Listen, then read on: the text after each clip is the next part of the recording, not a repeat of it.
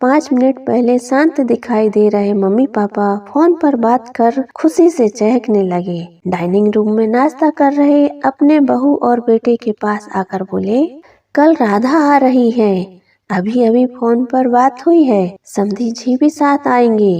रोहन, तुम कल दोपहर 4 बजे एयरपोर्ट चले जाना दोनों को लेने। इस राधा को और कोई काम नहीं है क्या? जब देखो तब आ जाती है यहाँ पर। मैं नहीं जा पाऊंगा, मुझे और भी जरूरी काम है। क्या वो टैक्सी करके नहीं आ सकती यहाँ तक? रोहन गुस्साई आवाज में बोल पड़ा। अपने बेटे के मुंह से अपनी बेटी के लिए ऐसे बोल सुनकर माँ एकदम दंग रह गई। अरे, तबीयत तो ठीक है ना तेरी? कैसी पागलों की तरह बात कर रहा है? घर में 2 गाड़ियां होते हुए बहन को टैक्सी में आने के लिए कहता है। रहने दो, मैं खुद जाकर ले आऊंगी अपनी बेटी को। करने दो उसे अपना काम। अभी राधा का बाप जिंदा है और मैं नहीं चाहता कि मेरी बेटी को उसके ससुराल वालों के ताने सुनने पड़े कि इकलौती बेटी होते हुए भी उसे लेने गाड़ी नहीं भेजी या उसके स्वागत में कोई कमी रह गई। पापा ने बेटे को अपनी नाराजगी जताते हुए कहा, आप दोनों समझते नहीं हो मम्मी पापा। वो जब भी इस घर में आती है तो सारी दिनचर्या बिगाड़ देती है। वो तो आराम से बैठी रहती है किसी महारानी की तरह। हम सबको उसके आवभगत में लगना पड़ता है। मेरी पत्नी का तो पूरा दिन ही दीदी और जीजा जी के आगे पीछे उनके आर्डर पूरे करते हुए निकल जाता है। गुस्से से रोहन बोला, आज क्या हो गया है तुझे? कैसी बहकी बहकी बातें कर रहा है? बहन है तेरी, कोई पराई तो नहीं है। अब क्या है उसका इस घर में? शादी में दे दिया था ना हमने जितना देना था, फिर क्यों चली आती है बार बार यहाँ पर और हर बार बैग भर भर कर ले जाती है। वो अलग। आपको समझना चाहिए कि वो सिर्फ हमें लूटने आती है और कुछ नहीं। रोहन ने टांग कसते हुए कहा, तुझे क्या? अगर वो यहाँ से थोड़ा कुछ ले जाती है तो ये सब मेरी मेहनत की कमाई है और मैं जो चाहूँ करूँ। चाहूँ तो पूरा राधा को दे दूँ। पापा गुस्से से लगभग कांपते हुए बोले।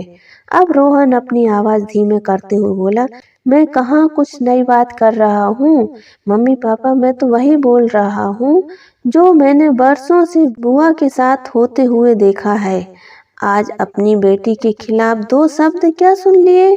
आप तो गुस्से से लाल हो गए। जरा सोचिए, जब आप बुआ के साथ ऐसा व्यवहार करते थे तब दादी को कैसा लगता होगा। बुआ जी हम पर इतनी जान छिड़कती हैं, आपने कभी उनके और उनके ससुराल वालों के मान सम्मान के बारे में परवाह नहीं की। उन्होंने कभी भी आपसे कुछ नहीं मांगा, बल्कि हर बार वो अपने साथ कुछ न कुछ लेकर ही आती। लेकिन आपका व्यवहार कभी भी उनके साथ अच्छा नहीं रहा। दादी ने भी आपसे कभी नहीं कहा कि मेरी बेटी को पैसे दे दो या कुछ खरीद कर दे दो।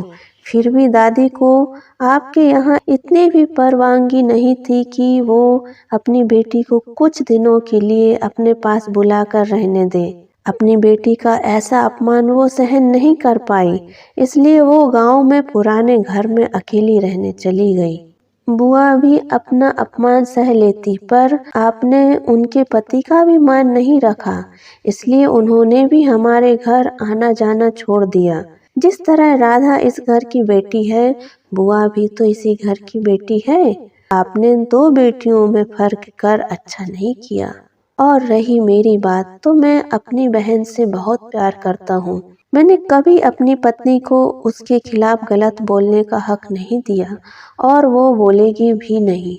मैं खुद जाकर उसे लेकर आऊंगा, क्योंकि मुझे मेरी बहन पर गर्व है और अपने अच्छे भाई होने पर भी। हो सके तो मेरे इन कड़वे शब्दों के लिए मुझे माफ कर देना। इतना कहकर रोहन अपने ऑफिस के लिए निकल गया। माँ और पापा का सर शर्म से झुक गया।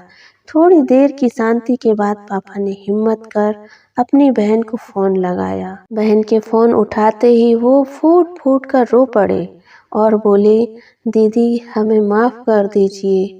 हमने इतने साल आपके साथ जो भी दुर्व्यवहार किया उसके लिए हम सच में शर्मिंदा हैं। दीदी आपकी बहुत याद आ रही है। आप अपने घर आ जाइए हमसे मिलने। अगर आप कहें तो मैं आ जाता हूँ आपको लेने। दूसरी तरफ दीदी भी रो रही थी। वो भाई के इन थोड़े से ही शब्दों से पिघल गई थी। वो बोली, मैं तुमसे नाराज नहीं हूँ भैया। मैं जीजा जी को सारी बात बताकर आपसे मिलने जरूर आऊंगी। दोस्तों, बेटी तो बेटी होती है, बहन हो या बहू या बेटी, तीनों में कोई फर्क नहीं करना चाहिए।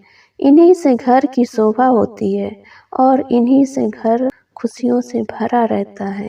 दोस्तों, उम्मीद है आपको यह कहानी पसंद आई होगी। चैनल को सब्सक्राइब कीजिए, वीडियो को लाइक और शेयर कीजिए। फिर मिलेंगे। जय हिंद, जय भारत।